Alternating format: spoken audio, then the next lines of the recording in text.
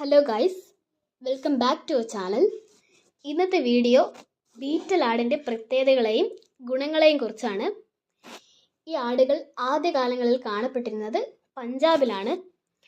പഞ്ചാബി ബീറ്റിൽ എന്നും ഇതറിയപ്പെടുന്നുണ്ട്. ഇപ്പോൾ നമ്മുടെ കേരളത്തിലും ഇതിനെ ധാരാളമായി വളർത്തുന്നവരുണ്ട്. പാലുൽപാദനത്തിനും ഇറച്ചിക്കുമായിട്ടാണ് വളർത്തി വരുന്നത്.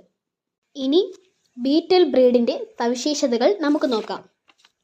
കറുപ്പ്, ബ്രൗൺ, വെള്ള എന്നീ നിറങ്ങളിലാണ് ഇവ കാണപ്പെടുന്നത്. വെള്ള നിറം ക്വാളിറ്റി കൂടിയ ആടുകളാണ്. കേരളത്തിൽ ഇത് വളരെ റെയറാണ്.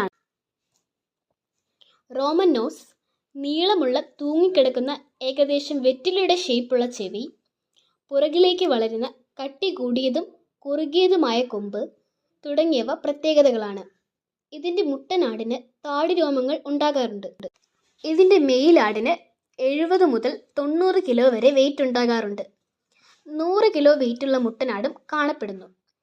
ഇതിൻ്റെ ഫീമെയിലിന് 45 മുതൽ 55 വരെ വെയിറ്റ് ഉണ്ടാകും. ഇത് പാലുൽപാദനത്തിൽ വളരെ മുന്നിലാണ്. 2 മുതൽ 3 ലിറ്റർ വരെ പാൽ ലഭിക്കാറുണ്ട്. സാധാരണയായി ഓരോ പ്രസവത്തിലും 2-3 കുട്ടികളാണ് ലഭിക്കുന്നത്. ചിലപ്പോൾ 4 കുട്ടികൾ വരെയും ആകാം. 1.5 വയസ്സിനുള്ളിലാണ് ആദ്യ പ്രസവം.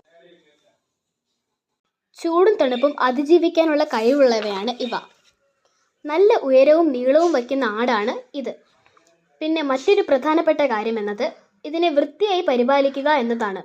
അല്ലെങ്കിൽ ഇതിൻ്റെ സ്കിന്നിൽ കുരുക്കൾ ഉണ്ടാകാനും അതിലൂടെ മുടി കൊഴിച്ചൽ, ഇൻഫെക്ഷൻ എന്നിവ വരാനും സാധ്യതയുണ്ട്.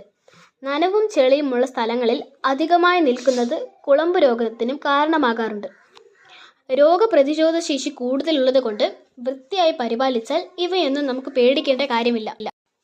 ഇതിൻ്റെ മുട്ടനാടുകൾ വളരെ സ്നേഹമുള്ളതും വളർത്താൻ അനുയോജ്യമായതുമാണ്. ബീറ്റൽ ആടിനെക്കുറിച്ച് കൂടുതൽ അറിയാമെങ്കിൽ കമൻറ്റ് ചെയ്യുക.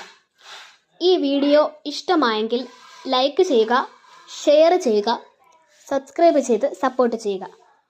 Thank you for watching. പുതിയ വീഡിയോസുമായി വീണ്ടും കാണാം.